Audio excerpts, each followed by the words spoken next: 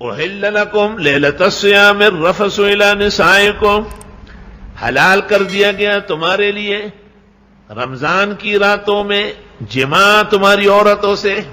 پہلے یہ ہوتا تھا کہ ایک آدمی مغرب کے وقت جاگ رہا ہے کھائے پیے، اگر آنکھ لگ گئی تو دوسرا روزہ شروع ہوا۔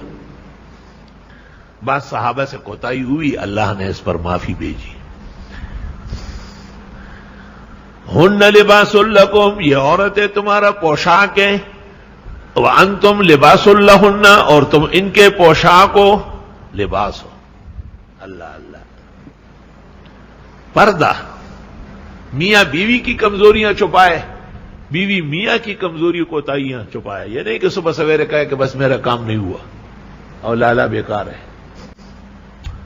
تو فرمایا کہ رمضان کی راتوں میں تمہیں اپنی بیویوں سے مجامعات جائز ہے، رمضان کے دن میں نہیں کر سکتے، کفارہ لازم ہو جائے گا۔ یہ تمہارا پوشاک، تم ان کے پوشاک۔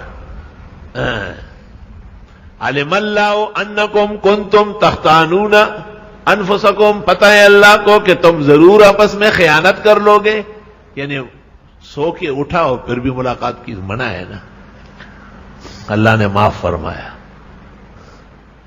فتاب علیکم، اللہ نے تمہاری توبہ قبول کی، وعفا عنکم، اور معاف کر دیا، یعنی اب راتوں کا روزہ نہیں ہوگا، بس مغرب کے بعد سحری تک۔ فالآن باشروہن، پس آؤ اور ملو بیویوں سے۔ خطرہ تھا نا کہ سخت مذمت ہو گئی کہ کہیں چھوڑ نہ دے۔ وابتغوا ما کتب اللہ لکم، اور ڈھونڈو جو اللہ نے لکھا ہے تمہارے لیے۔